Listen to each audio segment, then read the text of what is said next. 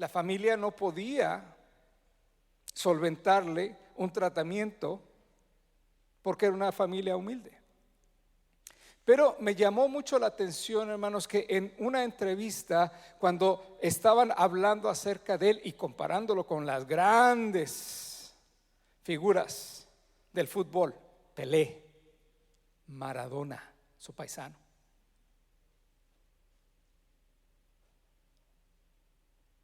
uno de los periodistas le dijo: oiga, usted es el más grande de todos los futbolistas de todos los tiempos, ¿se da cuenta? Usted podría ser Dios. ¿Sabe usted que hay una secta en Argentina y que ha proliferado fuera de Argentina acerca de Maradona? Lo adoran como si fuera Dios, hermanos. Qué tremendo, ¿no? Y de pronto este periodista, entrevistando a Messi, le suelta eso y le dice: Messi, mire, yo nunca sería Dios. Gracias a Dios y gracias a Él estoy yo aquí, por su misericordia.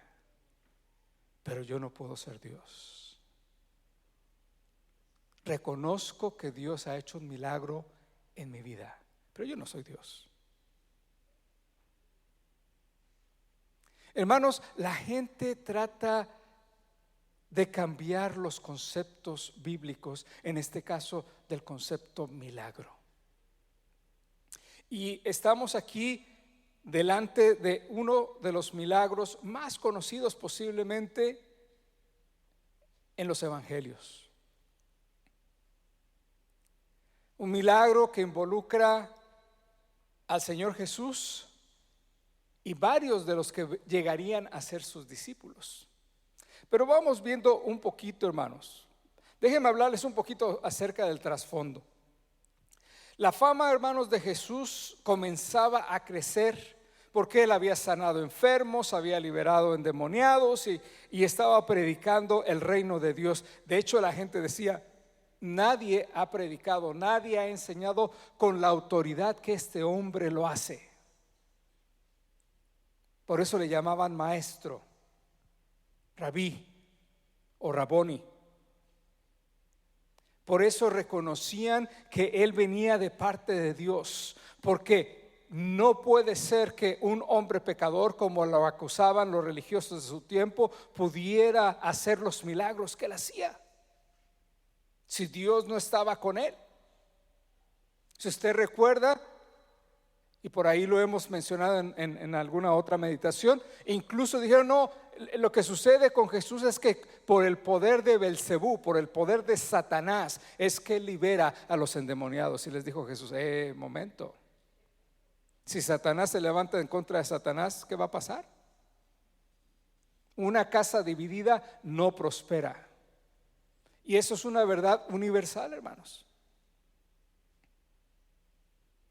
Entonces la fama de Jesús seguía creciendo. La fama de Jesús era conocida en muchos lugares, y dice la escritura que aquí, hermanos, había una gran multitud, de tal manera que lo apretaban. Y entonces, como estaban ahí a la orilla del lago de Genesaret, ve la barca de Pedro y le pide permiso para subir a su barca. Se aleja un poquito de la orilla y empieza a predicar. Pedro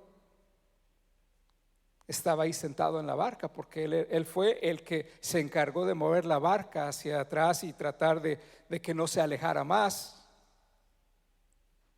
Este lugar, hermanos, donde se desarrolló esto, se le conoce como el lago de Genesaret o mar de Galilea.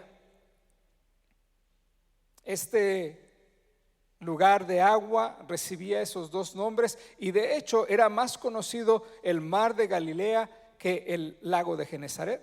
Por eso, hermanos, después Jesús, durante el ministerio, y después de que él se fue, regresó al Padre, él sería conocido como Jesús el Galileo.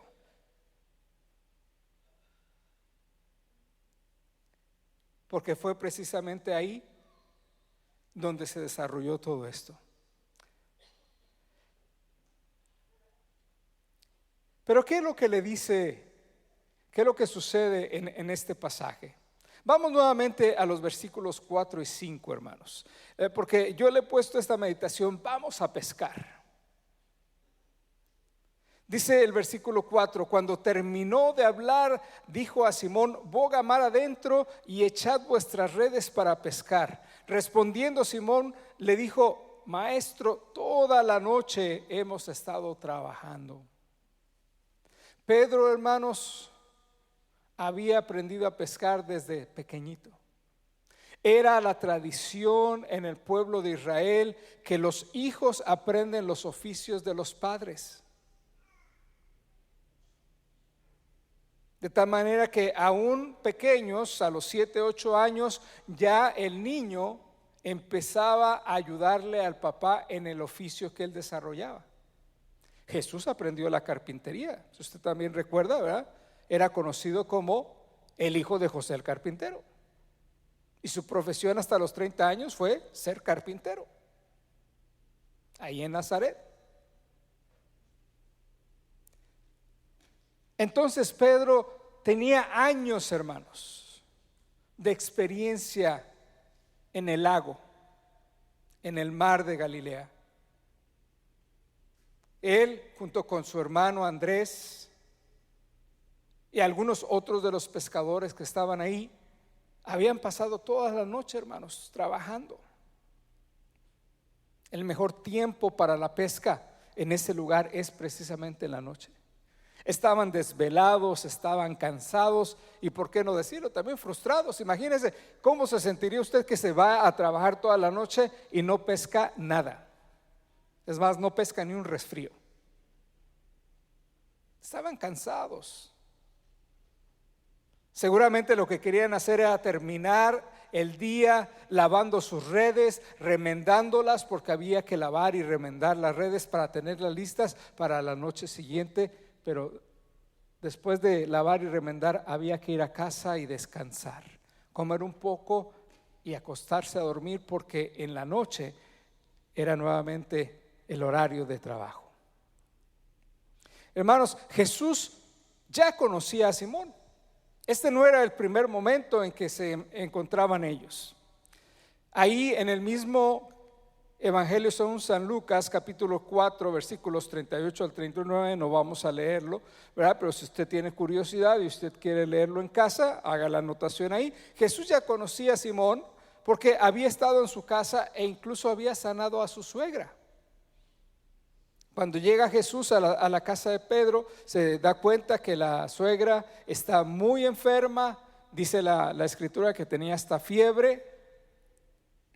Y entonces Jesús ora por ella, sana instantáneamente, otro milagro, y se levanta y empieza a servirle a Jesús y a los que lo acompañaban. Así es que no era la primera vez que había interacción entre Jesús y Simón.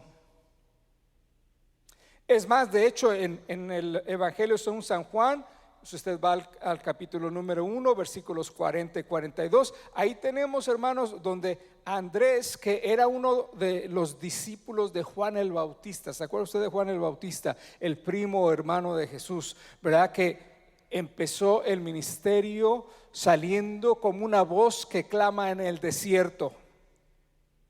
Y la gente salía al desierto a escuchar a Juan el Bautista y a ser bautizado en un bautismo de arrepentimiento.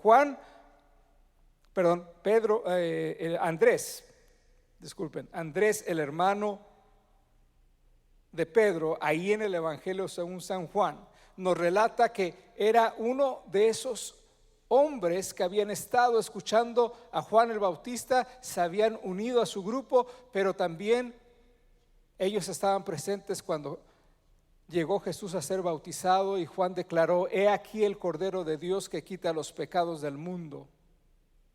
Y dice ahí en ese primer capítulo que entonces Andrés y otro personaje salieron tras Jesús y le preguntaron: maestro, ¿dónde te estás quedando? Y Jesús dice que les enseñó dónde estaba y se quedaron con él todo el día.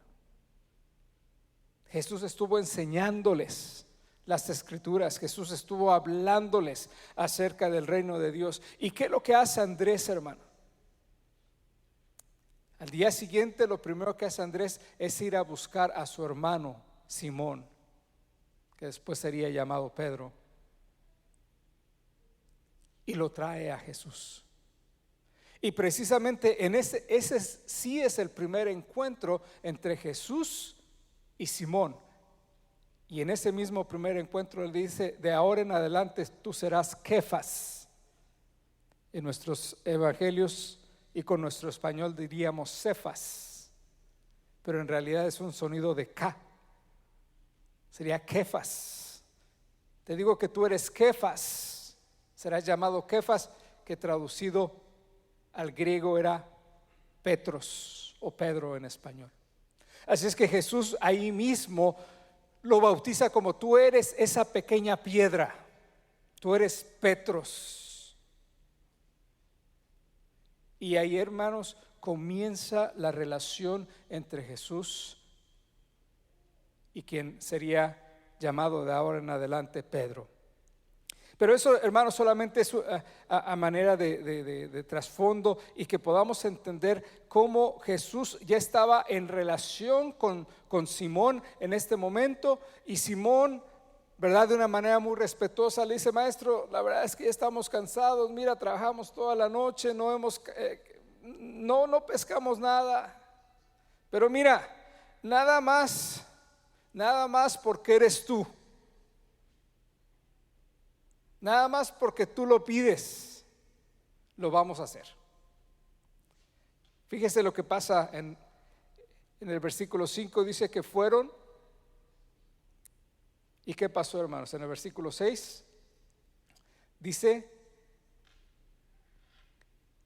que capturaron una gran cantidad de peces. Déjenme leerlo. Dice: y habiéndolo hecho, encerraron gran cantidad de peces y su red se rompía. Aquellos que habían pasado toda la noche trabajando, hermanos, sin Jesús, sin la bendición de Dios, no habían pescado nada, absolutamente nada. Pero cuando Jesús da la orden, hermanos, cuando Jesús está con nosotros, eso nada se convierte en una bendición.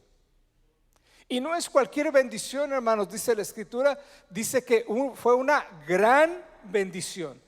Tan grande, hermanos, que la red que tenía Pedro y Andrés estaba rompiéndose de tan grande cantidad de peces.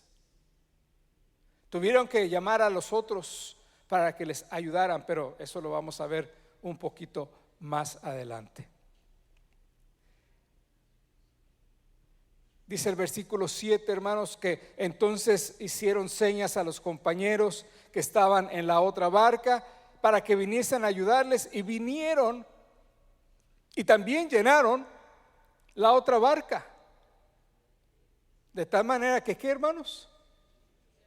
O sea, fíjese, no solamente se les llenó la red a Pedro y a Andrés, que estaba vacía. No solamente se les llenó la red a los otros que llegaron en su auxilio. Era tan abundante la pesca, hermanos, que se estaban hundiendo las dos barcas. Así es cuando Dios llega a nuestra vida, hermanos. Porque sabe, cuando pensamos acerca de la bendición, acerca de los milagros, déjeme decirle que hay un milagro que sobrepasa cualquier milagro que a veces humanamente pensamos. Si pensamos que un milagro grande es aquel cuando Jesús sana a un paralítico, cuando Jesús le da vista a un ciego, cuando Jesús levanta incluso a alguien de la muerte, déjeme decirle que el milagro más grande que Jesús está dispuesto a hacer en tu vida y en mi vida es salvarte eternamente. La salvación es el milagro más grande en el cual el ser humano puede pensar. Entonces, hermanos, vemos que es una bendición que sobreabunda. Es una bendición la salvación, hermanos, que va más allá de esta vida. A veces nos preocupamos por el sustento en este mundo y, hermanos, créeme, dice la Escritura que Dios sabe que tú tienes necesidad. Pero la Escritura también declara: yo no he visto a justo desamparado, ni su simiente que mendigue pan. Cuando tú sigues a Jesús, cuando tú estás con el Rey de Reyes, cuando lo haces Señor de tu vida, mira, la bendición, lo acabamos de cantar, ¿no? La bendición de Dios te persigue. Y no estaba hablando de prosperidad, o sea, como teología, pero esa es la realidad. Dios te prospera, Dios te bendice, porque cuando Dios está contigo, la bendición está presente. Pero Dios quiere darte esa bendición que sobrepasa a este mundo, que abarca, hermanos, más allá de esta vida. Este es el milagro más grande que cualquier ser humano puede experimentar. Pedro, Andrés, los otros pescadores todavía no lo habían experimentado. Estaban siendo testigos de un milagro grande, pero todavía les faltaba un pedacito así chiquitito para llegar a donde Jesús quería que llegaran. Fíjate lo que pasó después, versículo 8. ¿Qué dice? Ayúdenme a leerlo, hermanos, así como están sentaditos. Dice: viendo esto, Simón Pedro cayó de rodillas ante Jesús, diciendo: apártate de mí, Señor, porque soy hombre pecador. ¿Sabes que la palabra que usó aquí Pedro es la palabra kurios o kyrios, que es la palabra Señor o Dios?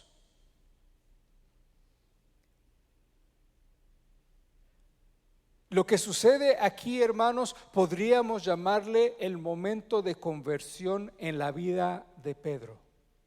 Ojo, conversión. No era perfecto, porque vamos a ver que a lo largo del evangelio todavía, ¿verdad? Pedrito sigue incurriendo en algunas situaciones, igual que usted y yo. Somos salvos, pero seguimos batallando con esta carne, ¿no es cierto? Dios nos llama a la salvación, Dios nos da salvación, pero eso no quiere decir que seamos perfectos. La Escritura dice que un día la perfección la vamos a alcanzar cuando estemos con el Señor. Pablo mismo decía: no lo he alcanzado aún, hermanos, pero algo estoy haciendo cada día. Me agarro para lograr aquello para lo cual ya me agarró Dios. Dice el apóstol Pablo, siendo transformados de gloria en gloria, hasta alcanzar la estatura del varón perfecto. Pero, hermanos, en este momento Pedro reconoce que Jesús es el Señor. ¿Y cuál es la reacción, hermanos, en la vida de Pedro? Se quedó así muy tranquilo y dijo: pues sí, tú eres el Señor. ¿Qué dice la Escritura? Cayó de rodillas, hermanos. Cayó de rodillas. Él se dio cuenta delante de quién estaba. Dios mismo, Dios encarnado.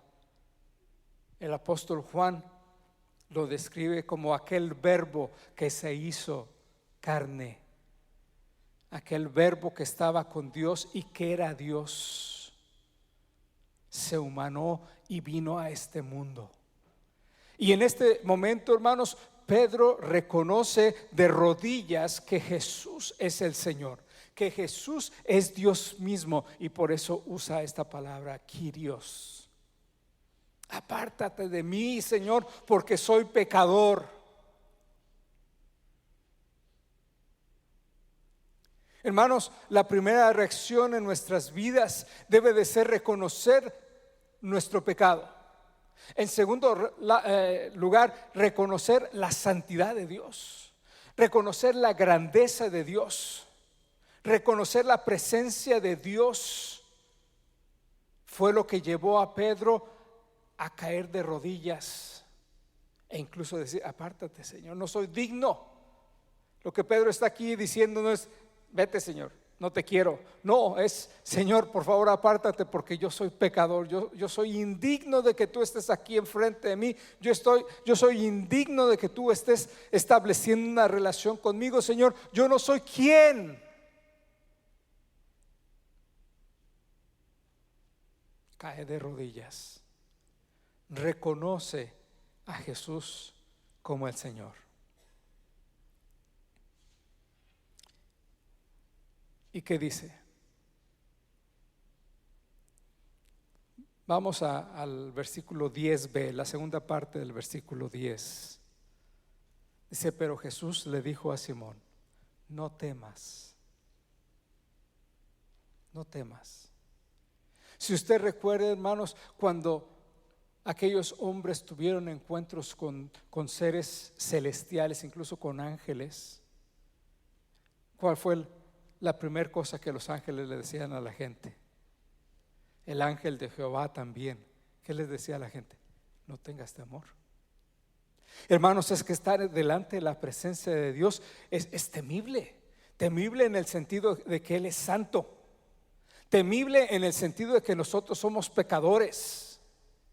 Temible en el sentido de que Él es tan grande, tan hermoso, que nosotros no somos dignos de estar delante de su presencia.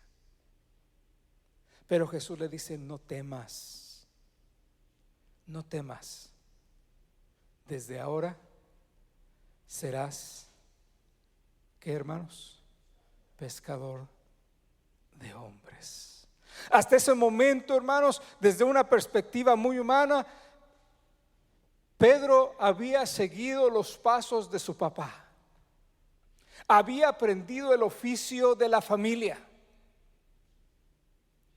Había pescado todos los días de su vida, excepto el sábado, el día de descanso. Como buen judío tenía que descansar ese día. Pero los otros 6 días de la semana, hermanos, a eso se había dedicado el hombre, a pescar. De eso vivía, de eso comía su familia. Él sabía acerca de la pesca. Desde una perspectiva muy humana, hermanos, él era buen pescador. Y bueno, hasta el mejor chef se le quema el agua, ¿no? Dicen por ahí. Imagínense que se le queme el agua a uno. A veces me ha pasado tratando de cocinar, a mí se me quema el agua, hermanos. Pero de esa perspectiva humana de ser un pescador de peces, Jesús lo llama algo más excelso, algo más importante, algo más trascendental, hermanos. Porque le declara, y no solamente a él, sino también a aquellos que deciden seguirlo en ese día, dice: desde ahora serás pescador de hombres. La perspectiva divina, hermanos. La perspectiva que Dios quiere de nosotros.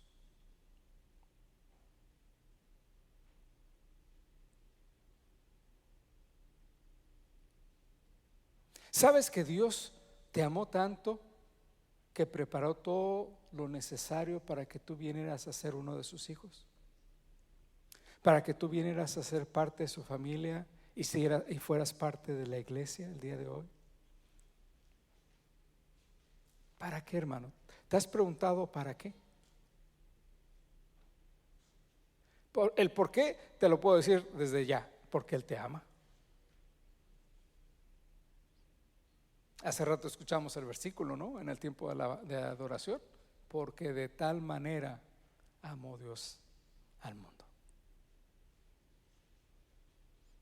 Pero ¿será eso todo, hermano? ¿Que Dios quiere que nada más vengas a la iglesia y te sientes? ¿Vengas a ocupar un lugar más? ¿O habrá algo más, hermanos? ¿Tú qué crees?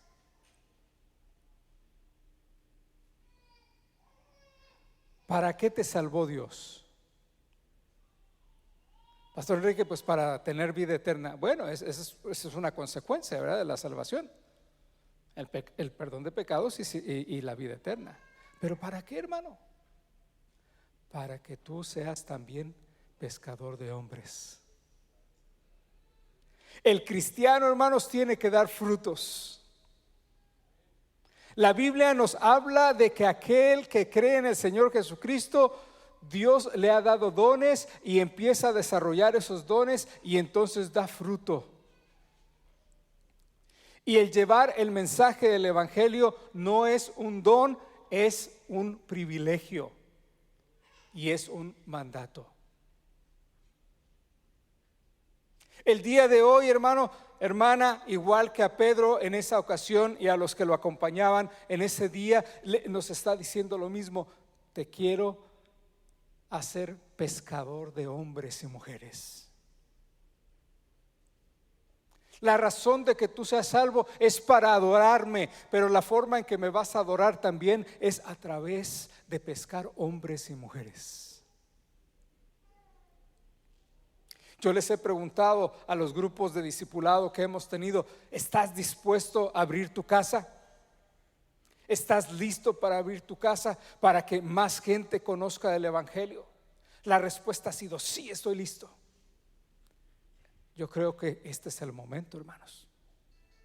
Yo creo que este es el momento en el cual Dios quiere que tú abras tu casa y empieces a predicar el Evangelio a tus vecinos. Empiezas a compartir.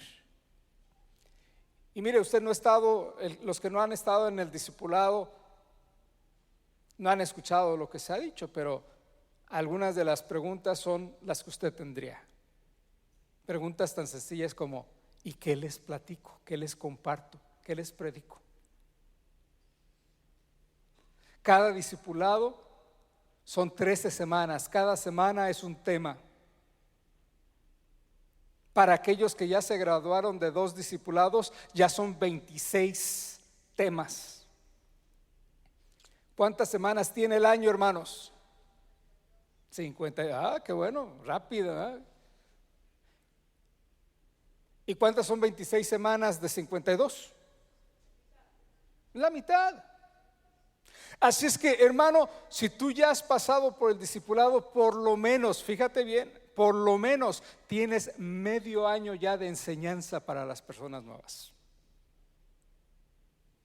Y eso es algo de lo que hemos hablado en el tiempo del discipulado.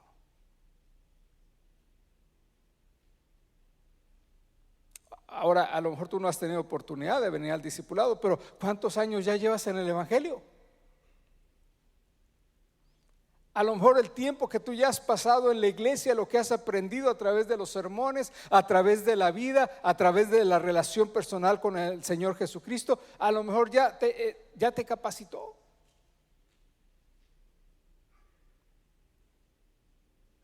Entonces, hermanos, la invitación del Señor es: vamos a pescar. Vamos a pescar. Es tiempo de la pesca. No es tiempo de estar inactivos, es tiempo de pescar. Es tiempo de empezar a compartir la palabra de Dios. Es tiempo de abrir tu hogar y decirle: mira, aquí nos vamos a reunir a orar. Vamos a estudiar un tema. Ya tienes 26.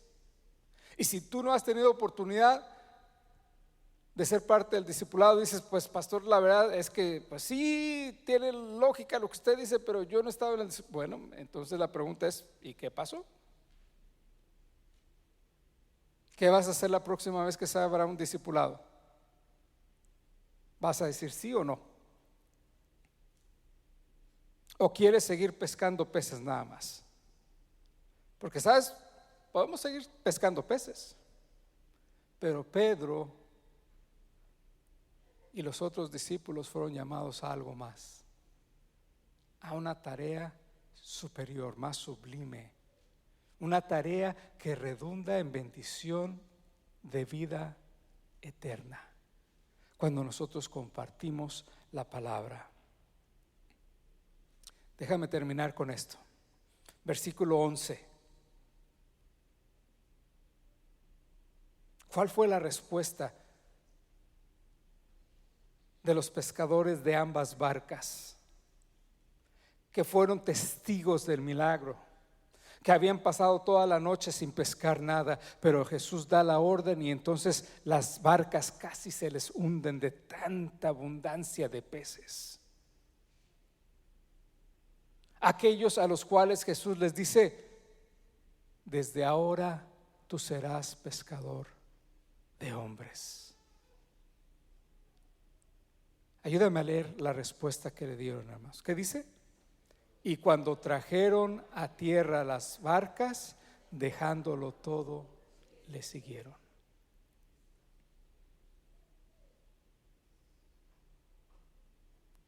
O sea que toda esa abundancia de peces, ¿qué pasó, hermanos? Bueno, yo quiero creer que lo recogieron, ¿verdad? Y lo llevaron al mercado y las familias se beneficiaron de eso. Pero después de concluir con esa actividad, hermanos, que es simplemente lógica, dice la Escritura que de pronto decidieron seguirle.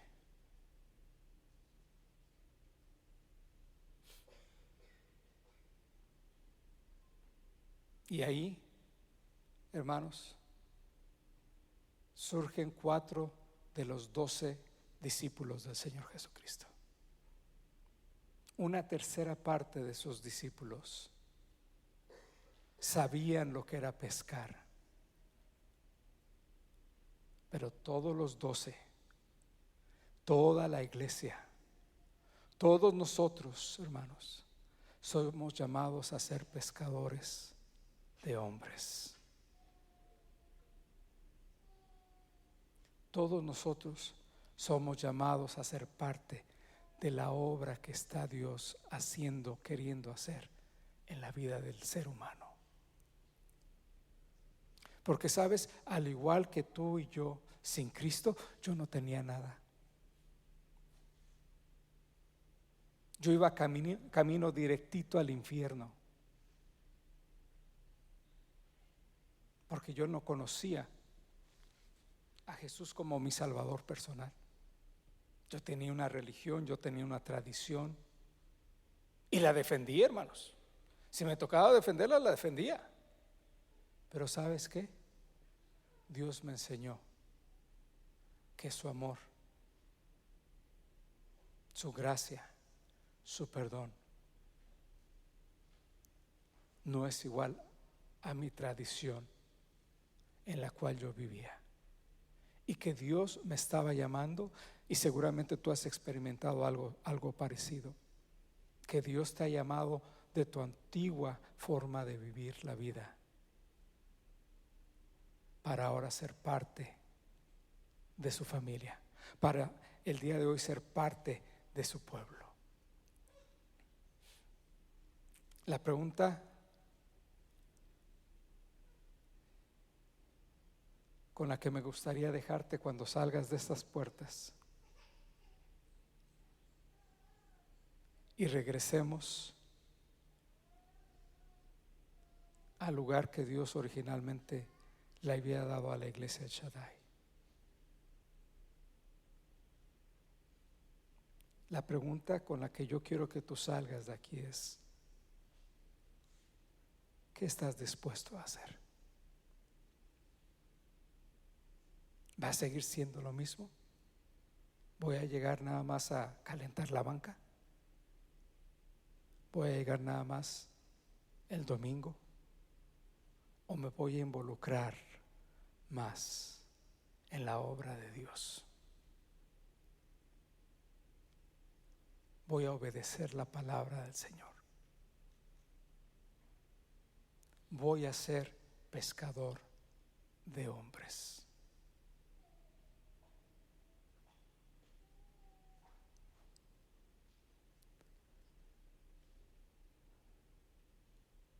Desde los 17 años, hermanos.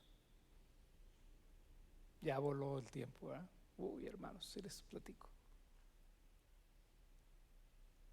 A los 16 Dios me llamó a conocerle personalmente.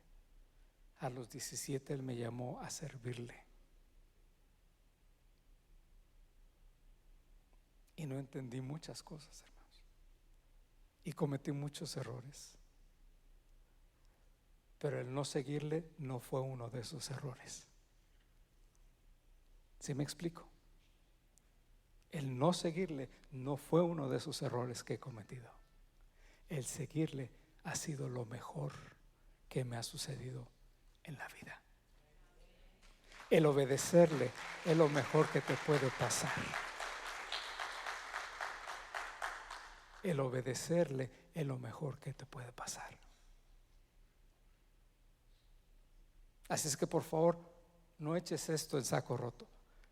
Cuando salgas por estas puertas, ve pensando, ¿qué es lo que voy a hacer para Dios? ¿A qué me ha llamado Dios?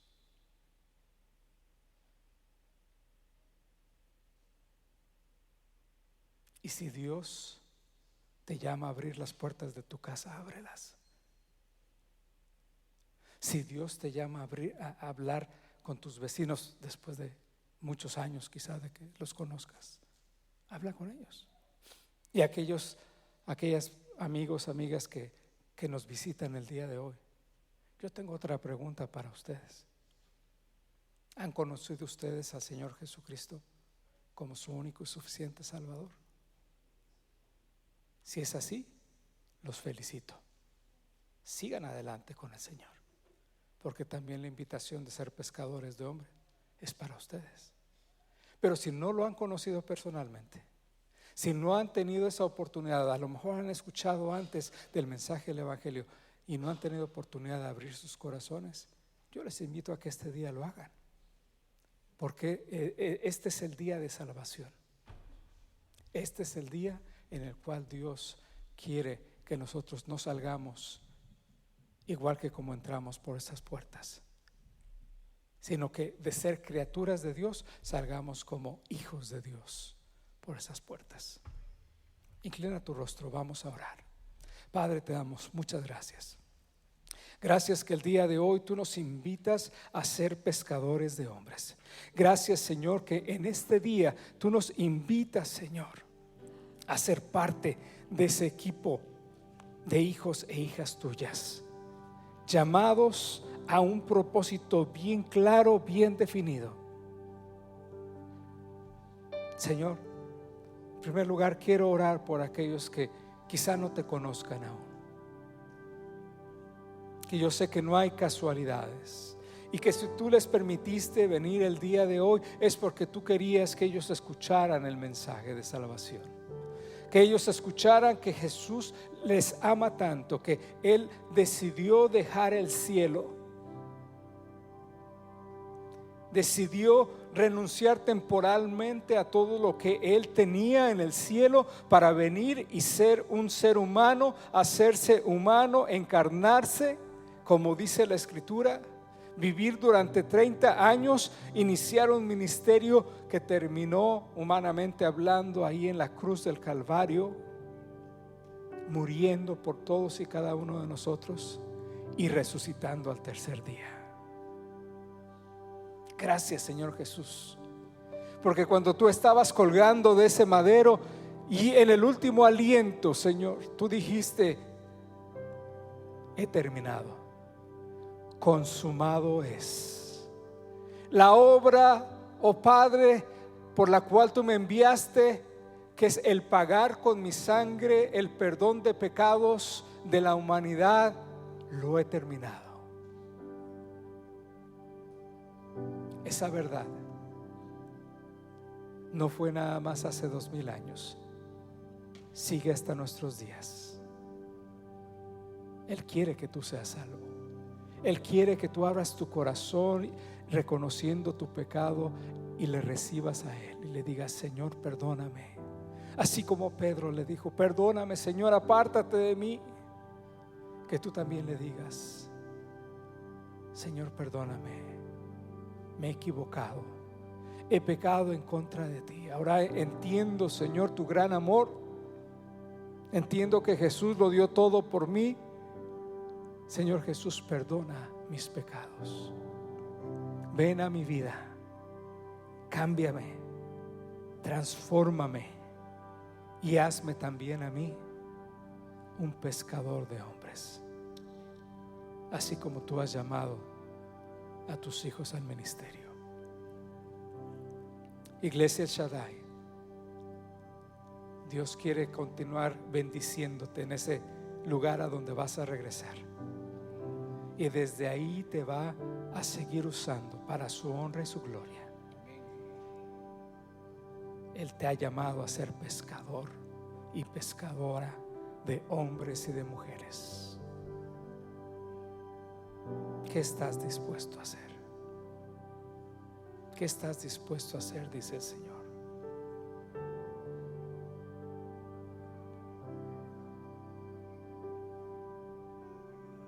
La pelota de fútbol está en tu cancha.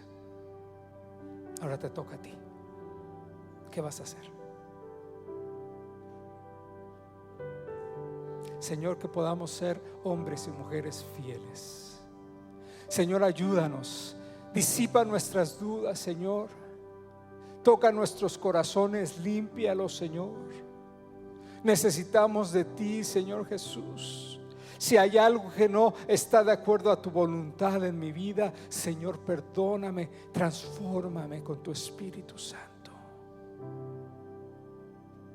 Desde el más grande hasta el más pequeño, necesitamos, Señor, ser renovados día tras día a través del poder de tu Espíritu Santo.